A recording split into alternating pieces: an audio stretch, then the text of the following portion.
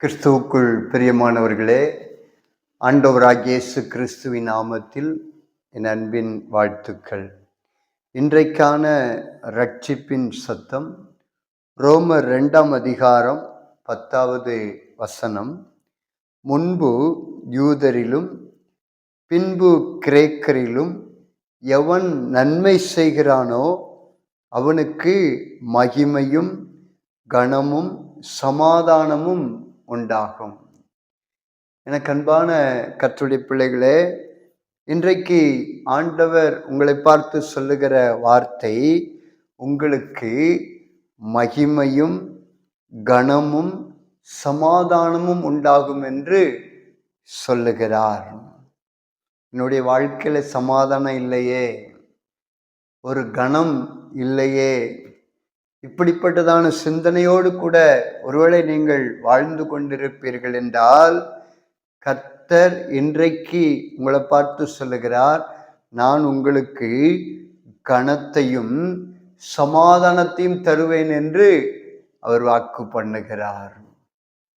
இந்த கனமும் இந்த சமாதானமும் உங்களுக்கு உண்டாக வேண்டுமென்றால், நமக்கு உண்டாக வேண்டுமென்றால் ஆண்டவர் சொல்லுகிறார், நன்மை செய்யுங்கள், நன்மை செய்யுங்கள். உங்களால் எவ்வளோ நன்மை செய்ய முடியுமோ, எவ்வளோ மற்றவர்களுக்கு உதவி செய்ய முடியுமோ அவ்வளோ நீங்க செய்யுங்கள்.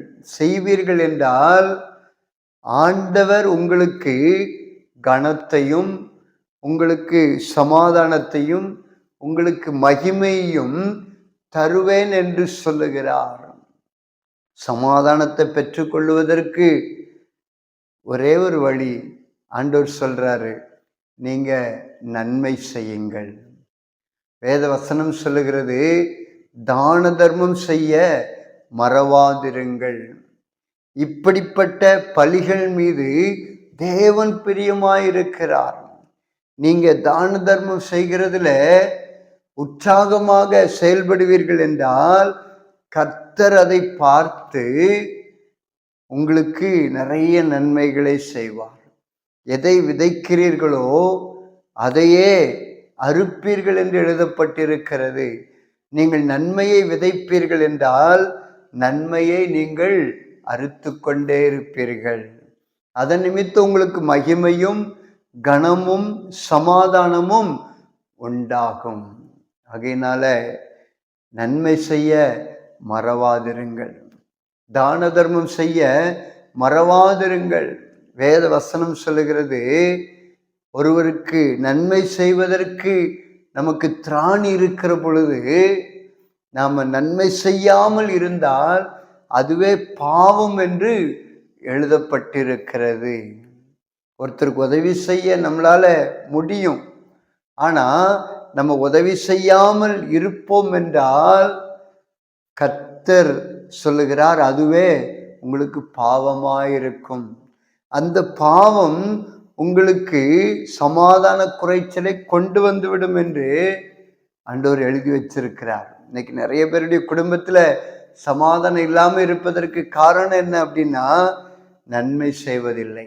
நன்மை செய்யத்தக்க திராணி இருக்கிற பொழுது நாம செய்யத்தக்கவர்களுக்கு கண்டிப்பாக நாம் செய்தே ஆக வேண்டும். அது ஆண்டவர் நம்ம கிட்ட எதிர்பார்க்கிறார். ஆண்டவர் எதிர்பார்க்கிறார். அதனால்தான் நன்மை செய்யுங்கள், நன்மை செய்ய படியுங்கள் என்று எழுதப்பட்டிருக்கிறது. நற்கிரியைகளை செய்யுங்கள், நற்கிரியைகளை செய்ய பழகுங்கள். நற்கிரியைகளை செய்வதற்காகவே நான் உங்களை சிருஷ்டித்திருக்கிறேன் என்று ஆண்டவர் எழுதி வைத்திருக்கிறார். ஆகையினாலே இந்த உலகத்துல வாழ்கிற நாட்களில கர்த்தருடைய பிள்ளைகளாகிய நாம் நன்மை செய்ய வேண்டும். நீங்க நன்மை செய்வீர்கள் என்றால் ஆண்டவர் சொன்னபடி உங்களுக்கு மகிமையும் கனத்தையும் சமாதானத்தையும் தருவார். சமாதானத்துக்காக நீங்க எங்கேயும் தேடி ஓடி அலையன்னு அவசியமே இல்லை.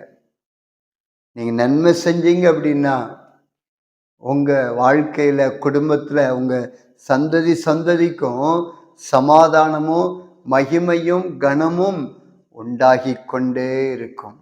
நீங்க மற்றவங்களுக்கு உதவி செஞ்சு பாருங்க. உங்களால என்ன முடியுமோ அதை மற்றவங்களுக்கு கொடுத்து பாருங்க. அதனால்தான் ஏசாயா 58 எழுதப்பட்டிருக்கிறது, பசி உள்ளவனுக்கு உன் ஆகாரத்தை பகிர்ந்து கொடு.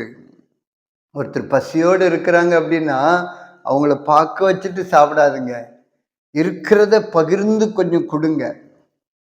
வஸ்திரம் இல்லாதவனை கண்டால் அவனுக்கு வஸ்திரம் கொடுங்கன்னு ஆண்டவர் சொல்றார். நாம மட்டும் நல்ல வஸ்திரத்தை போட்டுக்கிட்டு நம்ம கண்ணு முன்னாடி இருக்கிறவங்களுக்கு பழசையும் கிழிஞ்சதையும் நம்ம கொடுப்போம் அப்படின்னா ஆண்டவர் பிரியப்பட மாட்டார். அவங்களுக்கும் நல்ல ட்ரெஸ்ஸு, நல்ல உதவி, நல்ல காரியங்களை, நல்ல ட்ரெஸ் எடுத்து கொடுத்து அவங்களே மகிழ்விப்போம் அப்படின்னா ஆண்டவர் சந்தோஷப்படுவார். அதனால இப்படிப்பட்ட பலிகள் மீது தேவன் பிரியமாய் இருக்கிறார். நீங்க செய்றீங்களா? மாம்சமானவனுக்கு ஒழிக்காமல் இருங்கள் அப்படின்னு ஆண்டவர் சொல்றார். பசி உள்ளவனுக்கு ஆகாரம் கொடுங்க, வஸ்திரம் இல்லாதவனை கண்டாயனால் அவனுக்கு வஸ்திரம் கொடு, மாம்சமானவனுக்கு உன்னை ஒழிக்காதனே ஆண்டவர் சொல்றார். ஆகையினால நம்ம நன்மை செய்வோம் என்றால் ஆண்டவர் நமக்கு மகிமையும் கனத்தையும் சமாதானத்தையும் தருவேன் என்று ஆண்டவர் எழுதி வைத்திருக்கிறார். ஆகையினால நன்மை செய்ய பழகுங்க. உங்களால் என்ன முடியுமோ அதை நீங்கள் கட்டாயம் செய்யணும். ஏன்னா ஆண்டவரே சொல்றார், நான் பசியாக இருந்தேன், எனக்கு நீங்கள் போஜனம் கொடுக்கல. எப்போ ஆண்டவரேன்னு கேட்குறாங்க. இந்த சிறியரில் இவர்களுக்கு எதை செய்தீர்களோ அதை எனக்கே செய்தீர்கள். ஏழைக்கு இறங்குறவன் கர்த்தருக்கு கடன் கொடுக்கிறான். அதனால ஒரு ஏழைக்கு நம்ம உதவி செய்யும் போது அது நேரடியாக கர்த்தருக்கே செய்கிறதாக அர்த்தம். ஒரு ஏழை மக்களுக்கு, தேவையோடு இருக்கிறவர்களுக்கு நம்ம நன்மை செய்கிற பொழுது நேரடியாகவே அது கர்த்தருக்கே செய்கிறதாக அர்த்தம். கர்த்தர் அதை பல மடங்காக நமக்கு திரும்ப கொடுக்க வல்லமை உள்ள தேவன். அதனால நன்மை செய்கிறது யாராயிருந்தாலும் சரி, அவர்களுக்கு மகிமையும் கனமும் சமாதானம் உண்டாகும். உங்களுக்கு நிறைய சமாதானத்தை தருவதற்கு அவர் ஆயத்தமாக இருக்கிறார். அதை பெற்றுக்கொள்வதற்கு ஒரே ஒரு வழி, நீங்க நன்மை செய்யுங்க. நன்மை செய்வீர்கள் என்றால் நிச்சயமாகவே உங்க குடும்பத்தில் சமாதானம் உண்டாகும். நம்ம ஜெபிக்கலாமா? பரலோக தகப்பனே, இந்த நாளில் எங்களோடு கூட பேசின வார்த்தைகளுக்காக நன்றி. ஆண்டவரே, நன்மை செய்ய ஆண்டவரை நாங்கள் மறக்க மாட்டோம்ப்பா. எவ்வளோ எங்களால் நன்மை செய்ய முடியுமோ அவ்வளோ நன்மை செய்ய எங்களை நாங்கள் அர்ப்பணிக்கிறோம். இந்த வார்த்தைகளை கேட்டு ஆண்டவர் என்னோடு கூட இணைந்து ஜெபிக்கிறோம். ஒவ்வொருவரையும் கர்த்தர் ஆசீர்வதிங்க. ஒவ்வொருவருக்கும் கனமும் மகிமையும் சமாதானமும் உண்டாகட்டும் என்று ஜெபிக்கிறப்பா. நீங்க அப்படி செய்கிறதற்காக நன்றி. என்னோடு கூட இணைந்து ஜெபிக்கிற ஒவ்வொருவரையும் நீங்க ஆசீர்வதித்து விட்டதற்காய் ஸ்தோத்திரம், ஸ்தோத்திரம், ஸ்தோத்திரம். துதி கன மகிமை எல்லாம் நமக்கு ஒருவருக்கு மாத்திரம் செலுத்துகிறோம். இயேசுவின் நாமத்தில் ஜெபிக்கிறோம் நல்ல பிதாவே. ஆமென், ஆமென்.